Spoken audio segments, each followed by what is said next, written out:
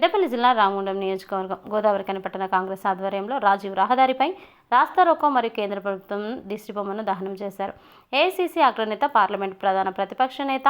Rahul గాంధీపై Delhi BJP నాయకులు మాజీ MLA Tanvinder Singh మరియు శివసేన పార్టీ ఎమ్మెల్యే సంజయ్ గైక్వాడ్ రాహుల్ గాంధీ పైన నాలుక కోస్తామని చంపుతామని బీజేపీ నాయకులు చేసినటువంటి వ్యాఖ్యలను ఖండిస్తూ గోదావరిఖని పట్టణ కాంగ్రెస్ అధ్యక్షుడు త్రిప్పారపు శ్రీనివాస్ ఆధ్వర్యంలో రాజీవ్ రహదారిపై బైఠాయించి రాస్తా రోకో మరియు కేంద్ర ప్రభుత్వ దిష్టిబొమ్మను దహనం చేయడం జరిగింది. ఈ యొక్క కార్యక్రమానికి ముఖ్య అతిథులుగా విచ్చేసినటువంటి నగర మేయర్ డాక్టర్ బంగి అనిల్ కుమార్ మరియు municipal floor leader Mahankali Swamy హాజరై మాట్లాడుతూ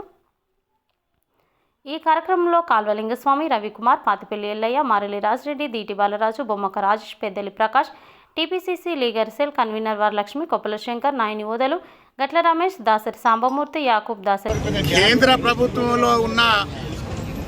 ఒక సీనియర్ నాయకుడు మంత్రిగా ఉండి కూడా నిత్యం ప్రజల మధ్య ప్రజా సమస్యలే ధ్యేయంగా పోరాడుతూ ఉన్న రాహుల్ గాంధీ గారి నాలుక కోస్తే 30 లక్షలు ఇస్తానని చెప్పేసి పేపర్ స్టేట్మెంట్ ఇవ్వడం జరిగింది. ఎవరైతే నిత్యం ప్రజా సమస్యల కోసం పోరాడుతూ ఉన్నారో అలాంటి నాయకుల మీద ఈ బీజేపీ నాయకులు చేస్తున్న తప్పుడు పనులను ప్రజలకు వివరించి ఈరోజు కాంగ్రెస్ పార్టీ ప్రజా సంక్షేమ ధ్యేయంగా ముందుకు పోతున్న తరుణంలో కాంగ్రెస్ పార్టీని రాహుల్ గాంధీ గారిని బదనాం చేయాలనే ఒక దుస్సంకల్పంతో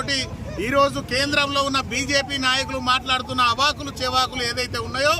వాళ్ళు నోరు దగ్గర పెట్టుకోకపోతే కాంగ్రెస్ పార్టీకి సంబంధించిన తెలంగాణలో ఉన్న ప్రతి కాంగ్రెస్ పార్టీ కార్యకర్త కూడా సైనికునిగా మారి